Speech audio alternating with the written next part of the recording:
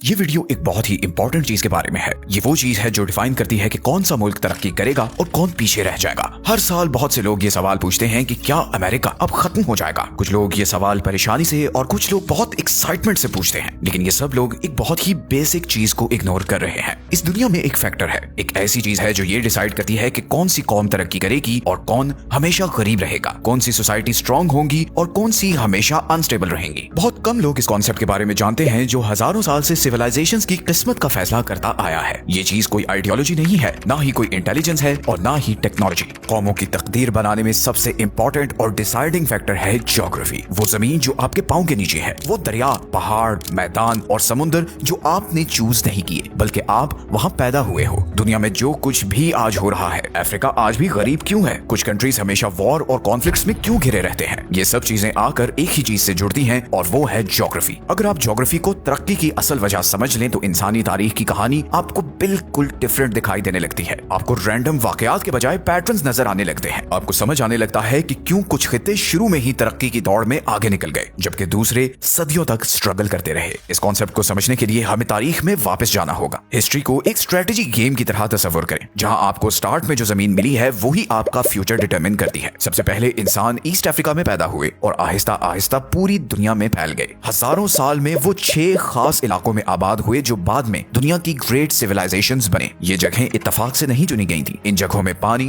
खाना, प्रोटेक्शन और मोबिलिटी थी, वो सब कुछ जो उस जमाने में एक ख्वाब होता था। और ये 6 एरियाज ये थे: मैक्सिको में ओलमेक रीजन, पेरू में नॉर्टे चिको और इनकास रीजन, इजिप्ट में दरियाए नील, इराक में मेसोपोटामिया का इलाका, आज के इंडिया और पाकिस्तान में इंडस वैली के एरियाज और चाइना में येलो रिवर बेसिन। ये वो जगह थी जहाँ पर सबसे पहले शहर बने, पढ़ना लिखना शुरू हुआ, हुकूमतें बनी और इंसानी आबादी बढ़ी। इन सिविलाइजेशंस की कामयाबी के पीछे कल्चर या टेक्नोलॉजी नहीं बल्कि ज्योग्राफी थी। क्योंकि अगर आप चाहते हो कि आपकी सोसाइटी हजारों साल तक सर्वाइव करे तो आपको क्या चाहिए होगा? आपको मीठा पानी चाहिए होगा, क्योंकि कोई आबादी पानी के बगैर जिंदा नहीं रह सकती। आपको फर्टाइल जमीन चाहिए होती है जो लगातार खाना पैदा कर सके। आपको नेचुरल प्रोटेक्शन जैसे पहाड़, सहरा या समुद्र चाहिए होते हैं जो दुश्मन से बचा सकें। और आपको आसान ट्रांसपोर्ट चाहिए होती है जैसे लंबे और पुरसकून दरिया, ताकि सामान आसानी से आ जा सके। अब जरा इजिप्ट के दरियाए नील को देखें, ये सब क्वालिटीज उसमें मौजूद हैं। ऐसा लगता है जैसे कुदरत ने खुद इजिप्ट को चुना और उसे हर वो चीज दी जो सोसाइटी के लिए जरूरी थी। इजिप्ट के पिरामिड्स कोई कोइंसिडेंस नहीं थे, वो स्टेबिलिटी, फूड और सिक्योरिटी का नतीजा थे। इजिप्ट ने 3 चीजों की वजह से तरक्की की। पहली चीज, दरियाए नील उस वक्त दुनिया का सबसे प्रेडिक्टेबल दरिया था। ये बिल्कुल आराम से और टाइम पर ओवरफ्लो करता था, जिससे किसानों को हर साल फर्टाइल मिट्टी मिलती थी। इसी दरिया ने इजिप्ट को लाखों लोगों का पेट आसानी से भरने के काबिल बनाया। दूसरी चीज, ये दरिया एक कुदरती हाईवे था। इसकी वजह से पूरा इजिप्ट आपस में कनेक्टेड था, नीचे साउथ से लेकर ऊपर मेडिटेरेनियन सी तक। यानी बोट्स पानी के बहाव के साथ साथ नॉर्थ में जा सकती थी और हवा के साथ वापस साउथ में आ सकती थी। किसी और कदीम सिविलाइजेशन के पास इतना आसान और एफिशिएंट ट्रांसपोर्ट सिस्टम नहीं था। चीजों, लोगों और आइडियाज को मूव करना बहुत आसान हो गया था। और तीसरी चीज, नील के इर्द गिर्द का सारा इलाका रेगिस्तान से घिरा हुआ था। ये एक नेचुरल दीवार की तरह था। इजिप्ट पर हमला करने का मतलब था तपती धूप में मीलों लंबा सहरा पार करना। बहुत कम फौजें ऐसे सफर में जिंदा बच सकती थी। तो खाना, सिक्योरिटी और ट्रांसपोर्टेशन सब अपने फेवर में होने की वजह से इजिप्ट ने ऐसी स्टेबिलिटी एंजॉय की जो किसी और को नहीं मिली। ये तकरीबन 3300 साल तक दुनिया की टॉप सिविलाइजेशन रहा और फिर कहीं जाकर इसका डाउनफॉल शुरू हुआ। ये है ज्योग्राफी की ताकत। इस तरह ये कुछ कौमों को शुरू में ही हेड स्टार्ट दे देती है। जैसे जैसे सदियां गुजरी, दुनिया की आबादी बढ़ती गई। कॉमन एरा के शुरू में पूरी दुनिया में सिर्फ 200 मिलियन लोग थे। साल 1500 तक ये तादाद 500 मिलियन तक पहुंच गई। सन 1800 तक दुनिया की आबादी 1 बिलियन हो गई। फिर रफ्तार और तेज हो गई। 1945 में वर्ल्ड वॉर 2 के फौरन बाद दुनिया में 3 बिलियन लोग थे और आज दुनिया की आबादी 8 बिलियन से ज्यादा है। जैसे जैसे लोग बढ़ते गए, कंपटीशन भी ज्यादा होता गया। सोसाइटीज एक दूसरे से टकराने लगी, बॉर्डर्स को धकेला गया, तोड़ा गया, फैलाया गया और कभी कभी हर चंद दिहाइयों बाद दोबारा बनाया गया। यूरोप एक मुस्तकिल जंग का मैदान बन गया जहां बादशाहतें बार बार टकराती रहीं। चाइना में डायनेस्टीज उभरी, खत्म हुई और फिर उभरी। जापान कभी अमन की हालत में होता और कभी वॉर की। अफ्रीका लगातार इंस्टेबिलिटी और केओस का शिकार हो चुका था। फिर 1900s तक सब कुछ बदल गया। टेक्नोलॉजी ने दुनिया को बदल दिया। Railways, steam ships, telegraphs, airplanes, machine guns और आखिर में न्यूक्लियर वेपन्स ने यह दिखाया कि दुनिया क्या कुछ कर सकती है और कितनी डेंजरस है। दुनिया अब एक ग्लोबल विलेज बन चुकी थी और ताकत का इन्हिसार अब खुले मैदानों में मार्च करने वाली फौजों पर कम और इंडस्ट्री, टेक्नोलॉजी और रिसोर्सेज पर ज्यादा होने लगा। 2 वर्ल्ड वॉर्स के बाद तकरीबन किसी बड़े मुल्क ने ताकत के जोर पर अपने बॉर्डर्स आगे नहीं बढ़ाए। न्यूक्लियर वेपन्स ने हमला करना बहुत रिस्की बना दिया था। एयरफोर्स की वजह से नेचुरल ब्लॉकर्स जैसे कि पहाड़, रेगिस्तान या समुद्र को क्रॉस करना बहुत आसान हो चुका था। वर्ल्ड मैप अब फिक्स होना शुरू हो गया। वो बॉर्डर्स जो 1945 के बाद बने वो ज्यादातर वैसे ही रहे और इस नए पुरसकून ग्लोबल सिस्टम में जिन कंट्रीज की ज्योग्राफी सबसे ज्यादा मजबूत थी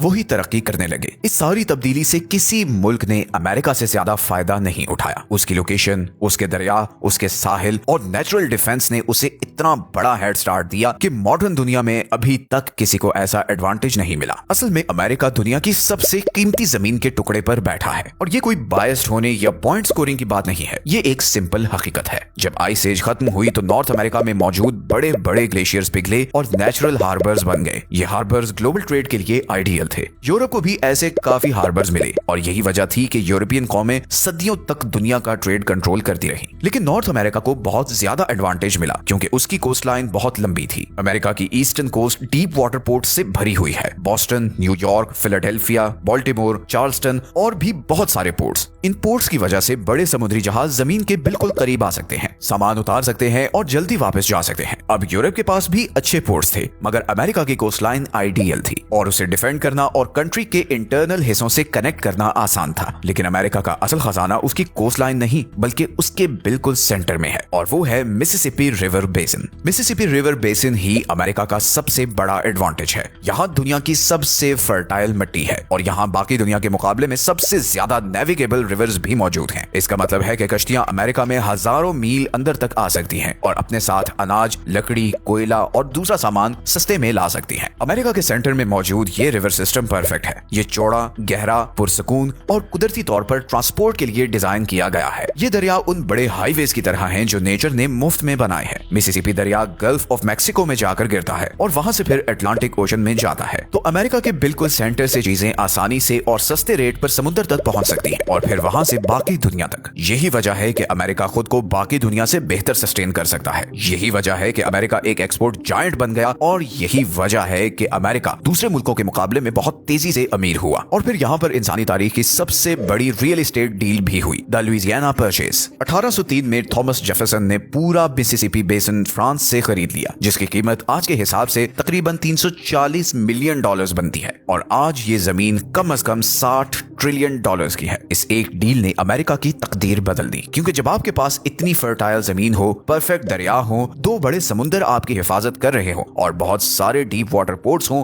तो कोई और मुल्क आपका मुकाबला नहीं कर सकता। यही वजह है कि अमेरिका आज की दुनिया की सबसे डोमिनेंट पावर बन गया। इसकी ज्योग्राफी ने इसे वो हेड स्टार्ट दिया जो किसी और मुल्क के पास नहीं था। अब जरा दुनिया के दूसरे बड़े खित्तों की तरफ आते हैं जिन्हें अमेरिका जितना अमीर होना चाहिए था। देखें, हर मुल्क उभरना चाहता है, ग्रो करना चाहता है और डोमिनेट करना चाहता है मगर सब ऐसा नहीं कर सकते क्योंकि उन्हें वो आइडियल ज्योग्राफी नहीं मिली होती। चाइना की एग्जांपल लेते हैं जो नक्शे पर तो बहुत ताकतवर लगता है मगर उसकी ज्योग्राफी उसे हर वक्त एक प्रेशर में रखती है। चाइना के पास सिर्फ एक बड़े समुद्र की एक्सेस है और वो भी जापान, ताइवान, फिलीपींस और वियतनाम जैसे पड़ोसी मुल्कों ने पार्शियली ब्लॉक की हुई है। ये जगह नेचुरल चोक पॉइंट्स बनाती हैं जिन्हें चाइना कंट्रोल नहीं कर सकता। चाइना का 80% तेल स्ट्रेट ऑफ मलाका के तंग रास्ते से गुजरता है। ये छोटा सा समुद्री रास्ता किसी भी वक्त दुश्मन ब्लॉक कर सकते हैं। एक ब्लॉकेड चाइना की एनर्जी सप्लाई और पूरी इकोनॉमी को पैरालाइज कर सकता है। यही वजह है कि चाइना अरबों डॉलर्स खर्च कर रहा है ताकि इंडियन ओशन तक नए रास्ते बना सके। वो पाकिस्तान के जरिए हाईवेज और पाइपलाइंस बना रहा है, म्यांमार के जरिए ट्रांसपोर्ट रूट्स बना रहा है और सेंट्रल एशिया में रेल नेटवर्क्स बिछा रहा है। इसी तरह अगर रशिया की बात करें तो रशिया दुनिया का सबसे बड़ा मुल्क है मगर उसे सबसे ज्यादा ज्योग्राफिक चैलेंजेस का सामना है। सबसे पहले तो उसका वेस्टर्न बॉर्डर बहुत चौड़ा, फ्लैट और खुला है। वहाँ कोई कुदरती रुकावट नहीं है। यही वजह है कि नेपोलियन 1812 में और हिटलर की फौजें 1941 में सीधा मॉस्को तक मार्च करते हुए पहुंच गई थी। दूसरा, रशिया के पास वार्म वाटर पोर्ट्स ना होने के बराबर है। उसके ज्यादातर पोर्ट सर्दियों में जम जाते हैं। गर्म पानी वाले पोर्ट्स के बिना रशिया आसानी से ट्रेड नहीं कर सकता। यही वजह है कि रशिया क्राइमिया और सीरिया में इतनी शिद्दत से एक्टिव था। उसे गर्म समुद्रों तक एक्सेस की जरूरत थी। अगर हम ब्रिटेन की बात करें तो कई 100 साल तक उसने दुनिया पर राज किया। ज्योग्राफी ने उसे बहुत एडवांटेज दिया। एक आइलैंड होने की वजह से ये दुश्मनों से हमेशा महफूज रहा और फिर इसे समुद्रों तक 360 डिग्री एक्सेस थी, जिसने उसे अपने वक्त की सबसे बड़ी नेवी बनाने का मौका दिया। उसी नेवी ने फिर ब्रिटेन का कंट्रोल पूरी दुनिया तक फैलाया। लेकिन फिर जेट्स के आने के बाद सब कुछ बदल गया। वर्ल्ड वॉर 2 के दौरान जर्मन जेट्स सिर्फ 30 मिनट में लंदन पहुंच जाते थे। ये इंग्लिश चैनल जो कभी ब्रिटेन का सबसे बड़ा डिफेंस था, अब यूजलेस हो चुका था। जैसे जैसे टेक्नोलॉजी आगे बढ़ी, इंग्लैंड की जियोग्राफिक ताकत कमजोर पड़ती गई। इसी दौरान अमेरिका अपने 2 बड़े समुद्रों और बहुत सारी फर्टाइल जमीन के साथ उभरा